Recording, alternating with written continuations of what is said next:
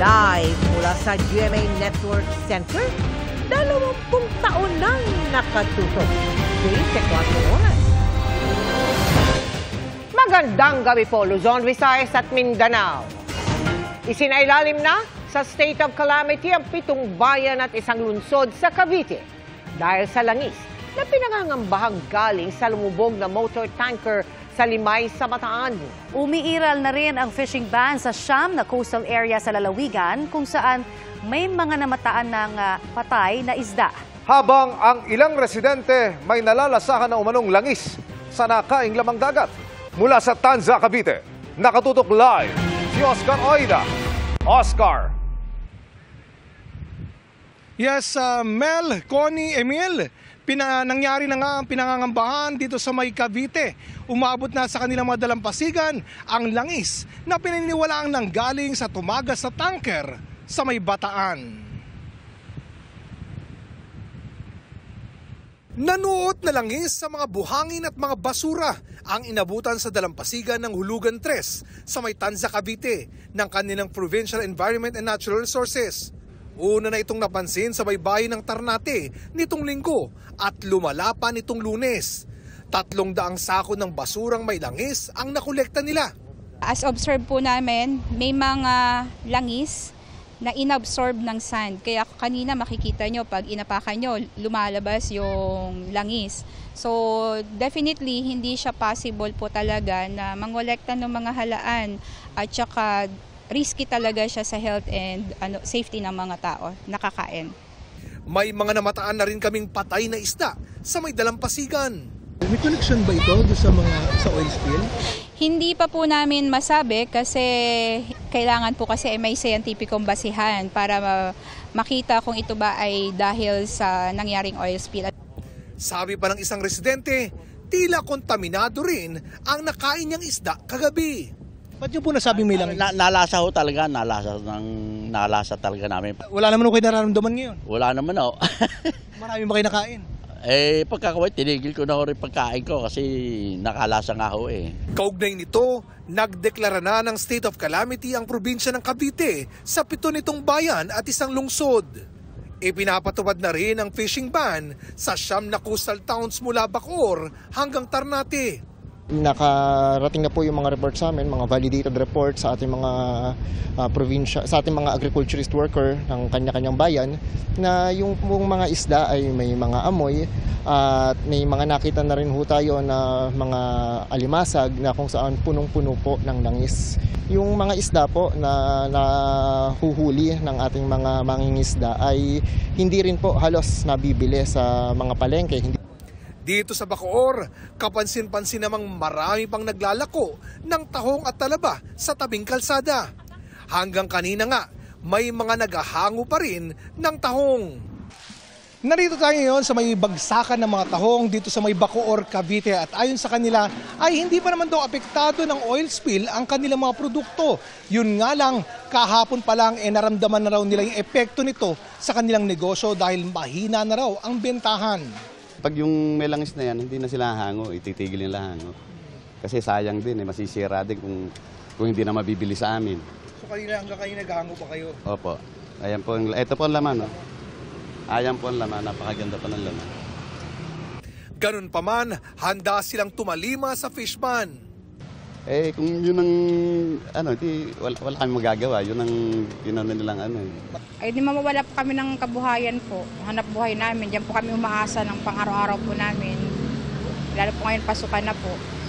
Samantala, nagsagawa naman kanina ng preventive inspection ang DNR at Philippine Coast Guard sa may area ng Dolomite Beach sa may Manila Bay. Sa ngayon, wala pa naman umunong kumpirmasyon kung umabot na ang tumagas na langis sa may Manila Bay. Samantala, ayon sa provincial government ng Cavite, patuloy daw sila magsasagawa ng cleanup drive katuwang ang lokal na pamahalaan sa kanilang mga dalampasigan hanggat hindi natatapos ang problemang ito. Emil? Maraming salamat, Oscar Oida. Hindi pa nga tapos ang kalbaryo kaugnay ng paglubog ng 2 motor tanker sa Bataan. May sumadsad na namang barko sa bayan ng Mariveles. kumakalat na rin sa dagat ang karga nitong diesel. Nakatutok si John Consulta. Kasama mga tauhan ng Bureau of Customs at DNR Bataan, tinungo ng NBI ang kinaroroonan ng sumansad na barko na MV Mirola 1 sa bayan ng Mariveles. Ang kanilang pinakapakay, makakuha ng sample at maeksamin ng laman ng 2 malaking tangke na nasa loob ng sumansad na barko. Sa loob nga nito, makikitang wala ng gamit na natira at patuloy na pumapasok ang tubig sa port side o kaliwang bahagi nito. Makikita rin ang 2 malaking tangke na nakatagilid na at pinapasok na ng tubig dagat. Nandito nga tayo ngayon sa mismong barko na MV Mirola 1 at kita-kita natin mga kapuso, no? Nakatagilid na siya ngayon. Pero ang pinaka-concern ng mga otoridad ay itong mga nakikita natin sa paligid ngayon nitong barko. At tanong nga natin mula sa ating kinatatayuan, itong kulay itim na likido na sinasabi ng mga otoridad ay langis na nanggaling na mula rito sa MV Mirola 1. Makikita sa video na ito kung ano ang epekto ng tumagas na langis sa ibabaw ng tubig. Sa di kalayuan, makikita rin ang mahigit 20 drum na ibinaba ng mga tauhan ng barko bago nila ito iniwan. Matapos makita ng mga otoridad ang sitwasyon, di natuloy ang pagkuha ng sample sa mga tangke ng barko. Ito yung tangke, sir. Ito yung butas. Hindi aabot to, sir. Kailangan talaga. Padiretso, di ba? Oo. Kausap niyo na si collector kanina? Opo. So yun ang call niya, i-call up muna kasi hindi talaga makakuha ng Magkaroon po ng clearance sa DNR, PCG. DNR nandito kasi. Si PCG lang ang kulang natin. Ayon sa PCG, binibigyan lang nila ng prioridad sa ngayon ang MT Terra Nova dahil sa sakay nitong heavy fuel oil. Ang motor tanker Mirola 1 po contains a diesel fuel oil. Diesel fuel oil is considered to be a light type of oil which can dissipate kapag po nasa dagat na po siya by natural weathering. So meaning po sa init ng araw, alon. May mga tao na rin na dineploy ang PCG para tingnan ang sitwasyon sa MV Mirola 1. Para sa GMA Integrated News, John Consulta, nakatutok 24 oras. Pinapepreno muna ng ilang senador ang pagpapatupad ng jeepney modernization dahil sa mga hindi pa umano nare-resolbang hinaing ng mga apektado. Ikinatuwa yan ng isang transport group pero inalmahan ng iba pa. Nakatutok si Mab Gonzales. Pirmado na ng halos lahat ng senador ang resolusyong humihiling na suspendihin ang Public Transport Modernization Program. Mismong Senate President ang nagrekomendang ihain ang resolusyon. Pansamantala lang naman hanggang hindi nare-resolba ang anilay valid at urgent concerns ng mga apektadong tsuper, operator at grupo. Marami pa anilang hindi nagko-consolidate ng pangkisa dahil kulang sa impormasyon at problemado sa pambili ng modern jeepney na masyadong mahal ayon umano sa government banks. There's a clear need for modernization. Pero ang problema lang dito is, we have to do it the right way. Wala pang ruta, paano i-modernize? I have yet to see a plan na magiging madali para sa mga PUV. At dun sa subsidy na yun, sinong mauuna? Sino ipaprioritize? Palakasan ba yun? Pero sabi ng isang senador, bakit mo naman sila pipigilin kung handa na sila? Maybe partial implementation na, yung mga handa na pwede na mag-implement na, yung hindi. Ikinatuwa naman ng grupong Piston ang resolusyon, sabay giit na ibasura ang modernization program. Kung isnabinaan nila ng Pangulo ang panawagan, ay malamang na may mga susunod pang kilos protesta at transport strike. Pero inalmahan niya ng tinaguriang Magnificent Seven, koalisyon ng transport groups na nakiisa na sa modernization program. Hindi ho solusyon ang resolusyon. Ang solusyon, ipagpatuloy natin ito kung may mga butas along the way na may nakita at may mga problema, yun po ang ayusin. Gayunman, papasada pa rin daw sila anuman ang kahinatnan ng modernization program. Bago pa man ilabas ang resolusyon, ipinaliwanag sa liham ng Transportation Secretary sa Senate President ang ilang issue sa modernization program. Una, hindi aniya kailangang bumili agad ng modern jeepney kapag nag-consolidate, bagamat bibili pa rin kinalaunan sa susunod na 3 hanggang 4 na taon. Hindi rin aniya kailangang imported dahil may local modern jeepney na compliant sa greenhouse gas emission. At committed aniya ang DOTR na mapreserba ang iconic na disenyo ng traditional jeep. Marami rin maaapektuhan ang suspensyon ng modernization program at posibleng masayang ang podong ibinuhos ng gobyerno rito na mahigit 1.5 bilyong piso na para pa lang sa taong ito. Para sa GMA Integrated News, Mav Gonzalez, Nakatutok, 24 Oras. 45 pesos per kilong bigas ang ibebenta ng 4 na Kadiwa store simula bukas. Sa pag-asang mapababa ang presyo nito sa merkado. Pero duda ang ilang kung epektibo ito. Nakatutok si Mark Salazar. Tetestingin bukas ng Department of Agriculture ang isa pang formula para mapababa ang presyo ng bigas. Rice for All program ang tawag. Kumausap daw sila ng mga rice trader na magbabagsak ng bigas sa mga kadiwa sa halagang 45 pesos per kilo. Mas mababa kumpara daw sa hanggang 55 pesos sa local at imported na commercial well-milled rice. Kumbaga usapan between DA, FTI at saka nitong mga traders. So wala itong procurement. Hindi kami nag-procure ng bigas. Kasi through Kadiwa ito. Similar doon sa mga farmers natin na directly nagtitinda sa Kadiwa. Hindi kami nagpo-procure kasi sila naman yung nagtitinda.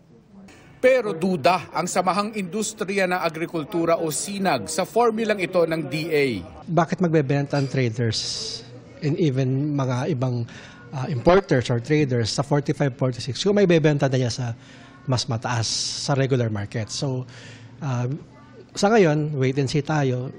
Tingnan natin kung paano nila ibebenta yan. Marami sa mga nakausap naming nagdadala o nagbabagsak ng bigas sa Kamaynilaan ay nagsasabing mahirap daw mag-participate dyan sa proyekto ng DA sa Kadiwa dahil talo raw sila.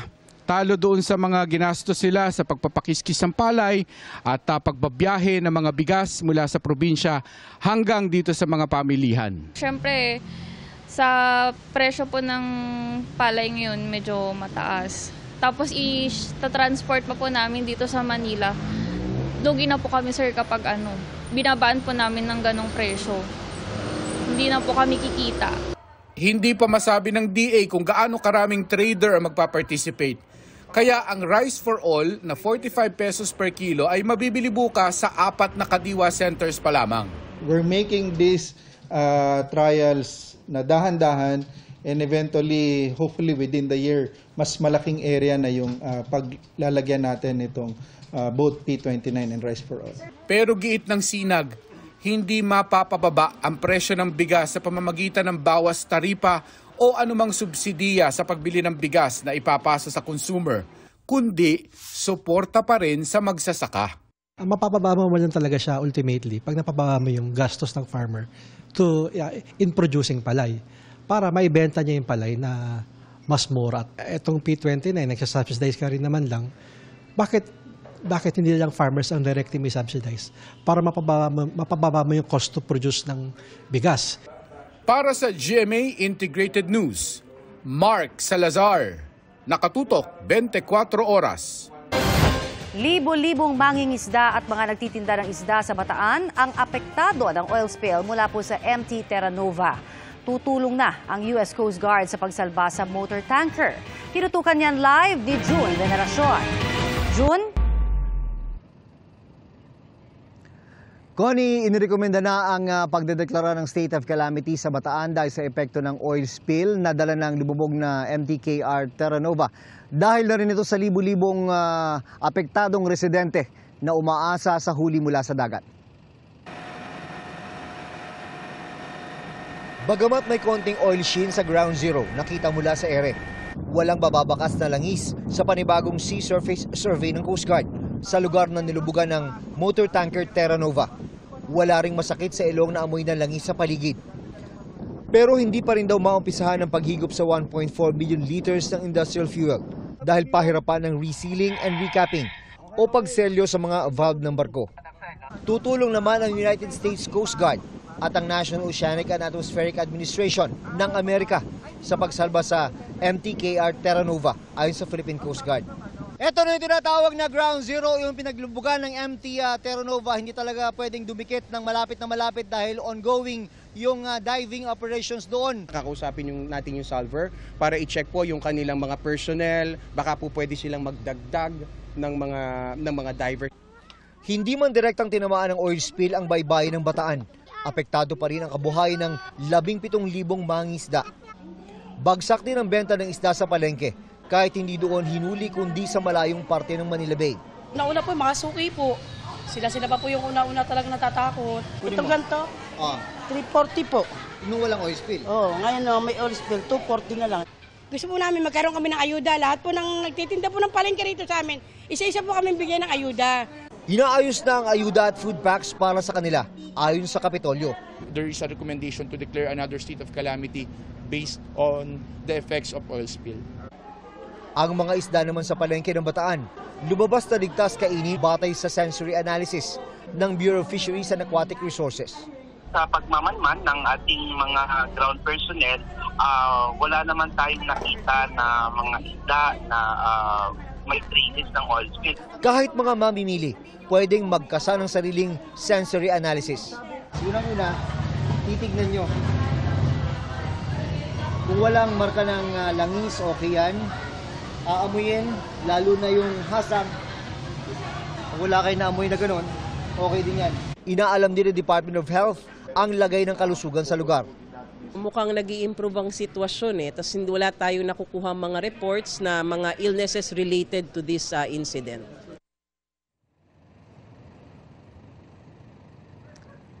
Bagamat hindi naman tumama yung langis sa mga dalampasigan ng Bataan, ay may ilang lugar dito, may ilang bayan na nagpatupad na ng emergency harvest sa mga palaisdaan. Ito'y para maiwasan na raw yung sobrang pagkalugi dahil sa oil spill. Balik sa Connie. Maraming salamat, June Veneracion. Sinampahan ang reklamong drug smuggling at graft sa Justice Department si Representative Pulong Duterte ni dating Senador Antonio Trillanes IV. Idinawit din si Second Gentleman Mans Carpio at ex-Customs Chief Nicanor Faeldon kaugnay ng bilyong pisong halaga ng drogang nasabat sa Valenzuela noong 2017. Nakatutok si Salima Refran. Kaong-kaong ebidensya umano ang bitbit ni dating Senador Antonio Trillanes IV nang magain ng reklamong drug smuggling at graft sa Department of Justice. Laban ito sa umano'y Davao Drug Smuggling Syndicate na binubuo raw ni Davao 1st District Representative Pulong Duterte, bayaw na si Second Gentleman Attorney Mans Carpio, dating Customs Chief Nicanor Faeldon at 7 iba pa, bukod pa sa ilang John at Jane Does o mga hindi pa kilalang sangkot. Kaugnay ito ng 6.4 billion pesos na halaga ng shabu na nabistong nakatago sa 5 bakal na cylinder sa isang raid sa Valenzuela noong 2017. Idinetalya ni Trillanes ang umano'y operasyon ng grupo. Ang pinakang drug lord dito ay si Charlie Tan, nakapartner ito ni Michael Yang. Magkapareha sila ng triad. Tapos ang naging protektor ay sila Pulong Duterte at Mans Carpio. Tapos ang mga naging facilitators naman ito na naipasok ito at naipuslit palabas ng customs ay sina Faeldon, sina Allen Capuyan at iba pa na mga na-mention dun sa case. Tinawag ni Congressman Duterte na welcome development ang paghahain ng reklamo para masagot niya mga ito sa proper legal channel o sa ilalim ng sistema ng batas. Inosentean niya siya at tiwalang malilinis ng judicial process ang kanyang pangalan. Wala namang sumasagot bagamat nagre-ring ang landline number ng opisina ni Carpio habang cannot be reached ang cellphone nila. Wala pa ring sumasagot sa aming email. Sinubukan naming tawagan at i-text si Faeldon pero di na gumagana ang mga numero nito. Patuloy rin naming kinukuha ang panig ni Natan at iba pang pinangalanan sa reklamo. Hindi naman daw magkokomento si Yang dahil hindi raw siya kasama sa respondents ayon sa kanyang abogado. Para sa GMA Integrated News, Salima Refran, nakatutok, 24 oras. Nag-resign bilang kalihim ng Department of Trade and Industry si Secretary Alfredo Pascual. Kinumpirma ng Presidential Communications Office o PCO ang pagbibitiw na epektibo sa Biyernes, 2 ng Agosto. Nagkita raw sa palasyo si Pascual at si Pangulong Bongbong Marcos na personal na tinanggap ang resignation at kinilala ang malaki nitong ambag sa kagawaran. Nang hihinayang man, nirerespeto raw ng Pangulo ang desisyon ni Pascual na bumalik sa private sector. Agad naman daw papangalanan ang susunod na kalihim para masigurong maapekton o di maapektuhan ang operasyon ng DTI. Hindi pinag-aralan ng mabuti. Ganyan inilarawan ni Chief Presidential Legal Counsel Juan Ponce Enrile ang executive order ni dating Pangulong Rodrigo Duterte kaugnay ng pagbibigay ng lisensya sa mga pogo. Nakatutok si Tina Panganiban Perez. I agree with the President. I will kick out Pogo in this country. Pogo is a money laundering operation. Diretsahan ang pahayag ni Chief Presidential Legal Counsel Juan Ponce Enrile nang humarap sa Kamara.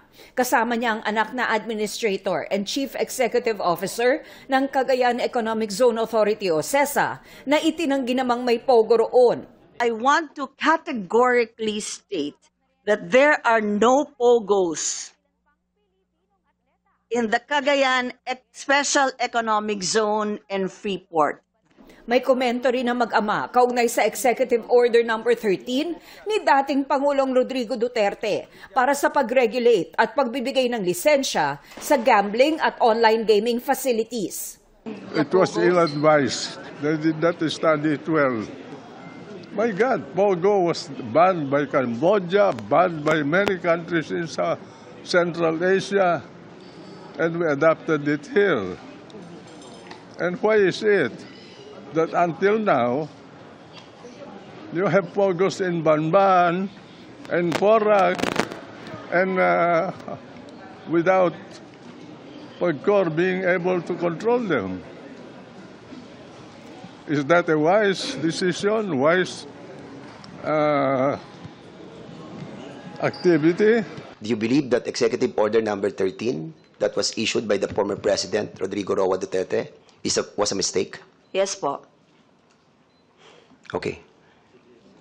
Because all the powers was transferred to PAGCOR. Yes po. Humarap din ang naging presidential spokesperson ni Duterte na si Attorney Harry Roque. Inusisa siya kaugnay ng bahay sa Benguet na ni-raid dahil sa posibleng koneksyon sa mga Pogo kung saan dalawang dayuhan ang inaresto. Hindi ko po kakilala itong dalawang tao. Inaamin ko po that I have an interest in the corporation that owns the house. With these developments, sir, we will include former spokesperson Harry Roque in our investigation. Nasita naman si Dennis Cunanan dahil inilagay sa isinumiteng dokumento sa PAGCOR na hindi pa siya na-convict sa anumang kaso kahit convicted ng Sandigan Bayan. Ipapasabpina naman dahil sa pang-iisnab sa mga komite ng Kamara, si Cassandra Leong, ang sinamahan ni Roque sa PAGCOR para magtanong tungkol sa umunoy hindi nareremit na bayad ng kumpanya nito. Maliban sa joint hearing ng House Committee on Public Order and Safety at ng House Committee on Games and Amusement, plano rin ng Kamara na magsagawa ng inspeksyon sa mga Pogo. Inaasahang kasama rito ang ilang leader ng Kamara. Para sa GMA Integrated News, Tina Panganiban Perez, nakatutok, 24 oras. Sa Olongapo naman, nagpunta si U.S. Defense Secretary Lloyd Austin ngayong pong araw para sipatin ang mga kumpanyang nagkukumpuni sa mga barko ng U.S. Navy. Nakatutok si Chino Gaston. Sa pangalawang araw niya sa Pilipinas, binisita ni U.S. Defense Secretary Lloyd Austin ang mga kumpanya sa Subic Bay sa Olongapo, Zambales. Nais daw ng US na matiyak na may kakayahan ang mga kumpanya sa Subic na kumpunihin ang mga barko ng US Navy at mga kaalyadong bansa sa rehiyon. Isa sa mga nakausap ni Austin ang mga opisyal ng Hyundai at Cerebrus na bumili sa Hanjin Shipyard at may planong magtayo ng shipbuilding facility. Today we saw some of our industrial base companies out here working together to create additional capability, and that's also very, very exciting. So again, we've come a long way in 3.5 years in our relationship with the Philippines.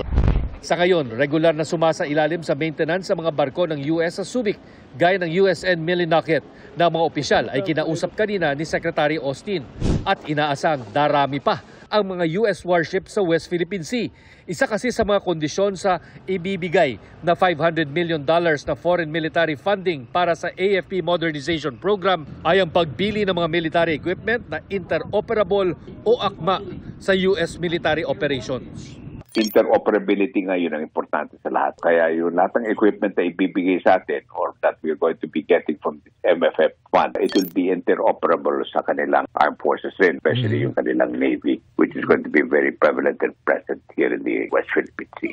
We're excited about that. That's going to help them modernize their military a bit further.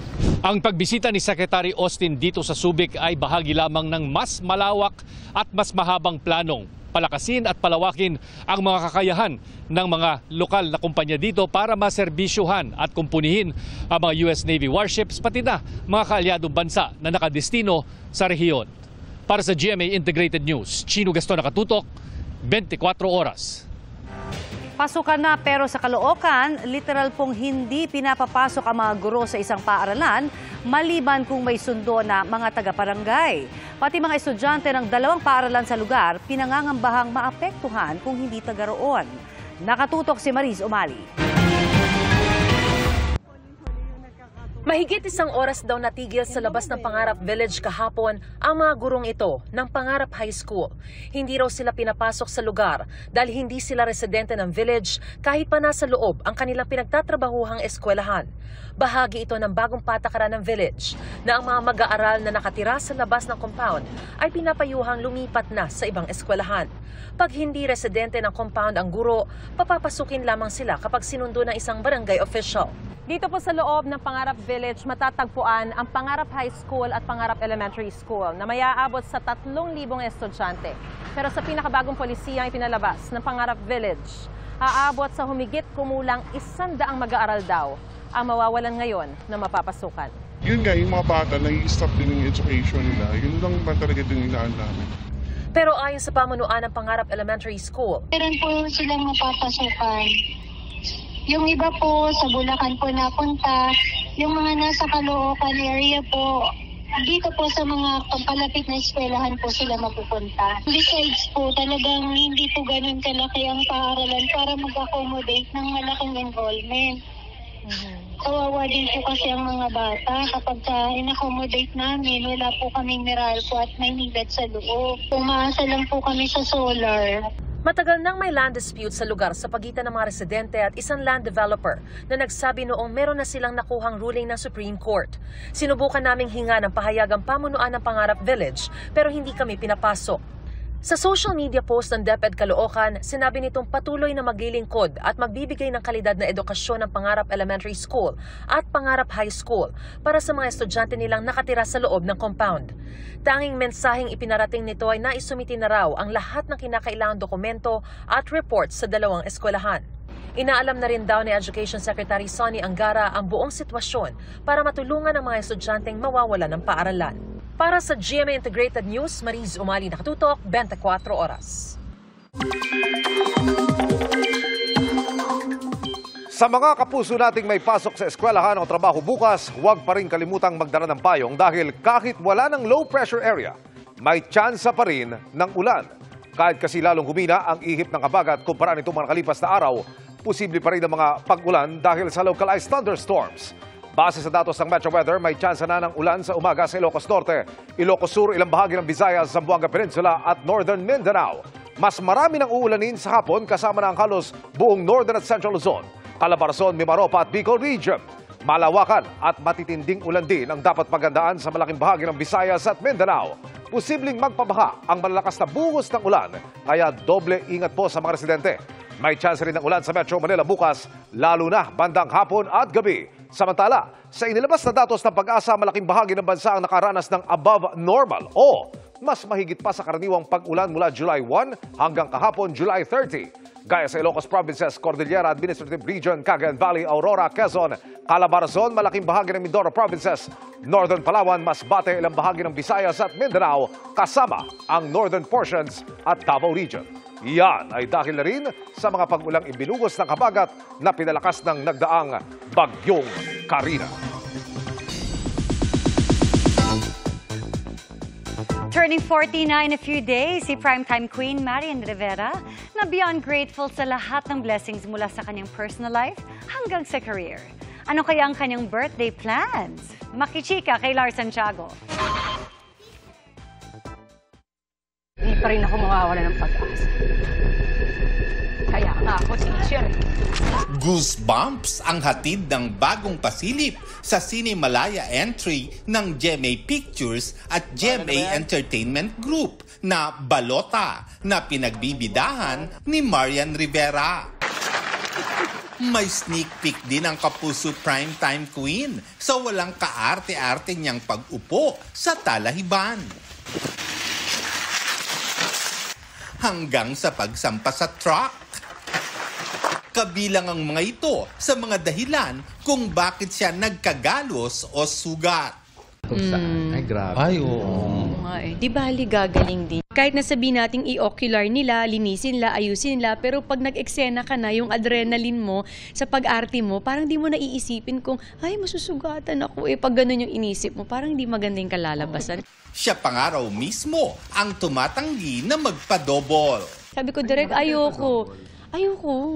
Gusto ko, kaya ko naman. Grabe naman kayo sa akin. Oo, sabi ko nga, na-miss ko yung mga fight scene ko. Inspired si Marian, lalo't labas sa kanyang comfort zone ang kanyang pagganap bilang Teacher Emmy. No filter talaga lahat eh. Pag sinabi ko no filter, itsura, lines at mga ginagawa, lahat talaga raw. Laro rin para sa netizens ang post na ito ni Marian kasama ng co-stars at content creators na sina Sasa Girl at Esnir. Ang pagpapalabas ng Balota sa Cinemalaya, sakto rin sa nalalapit na 40th birthday ni Marian. May plano na kaya siya?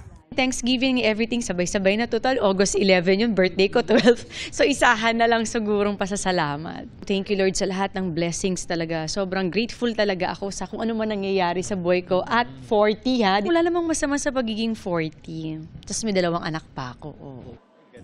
Lars Santiago, updated sa showbiz happening.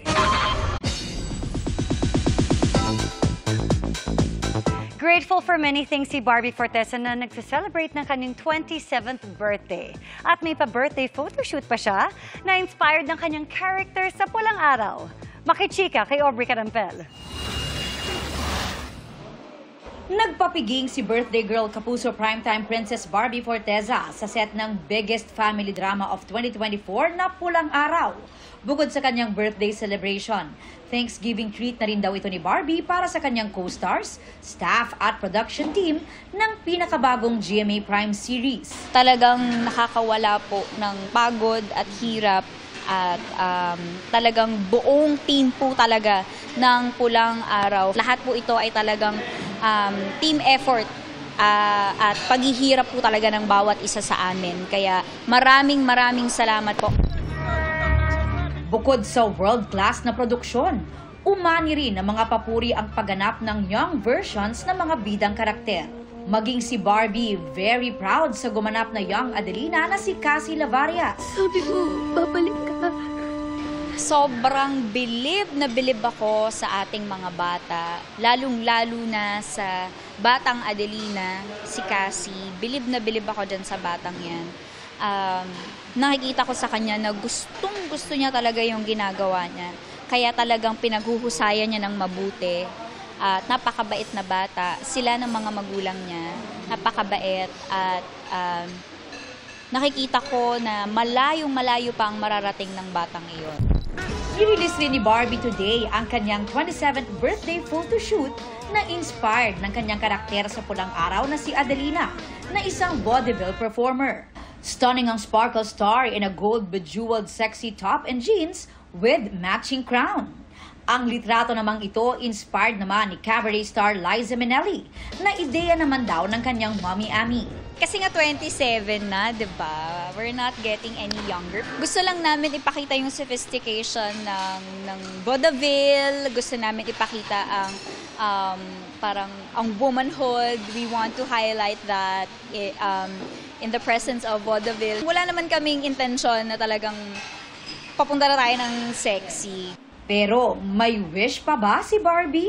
Kalabisan na kung hihiling pa ako dahil binigay na sa akin lahat ng mabubuting bagay, mabuting kalusugan sa akin at sa pamilya ko, successful operation ng tatay ko, and everything went smoothly. Nung nagdaang bagyo, ako'y lubos na nagpapasalamat na kami ng pamilya ko ay nanatiling ligtas. At patuloy ang aking trabaho at patuloy ang napakaraming opportunities for me, maraming proyekto, kaya sabi ko walang hanggang pasasalamat na lamang. Aubrey Carampel, updated showbiz happenings. And that's my chika this Wednesday night. Ako po si Iya Arellano. Miss Mel, Connie, Emil. Salamat sa iyo, Iya. Salamat, Iya. At yan ang mga balita ngayong Merkoles. Ako po si Mel Tiangco. Ako naman po si Connie Sison para sa mas malaking misyon. Para sa mas malawak na paglilingkod sa bayan. Ako po si Emil Sumangyo. Mula sa GMA Integrated News, ang News Authority ng Pilipino. Nakatuto kami 24 oras.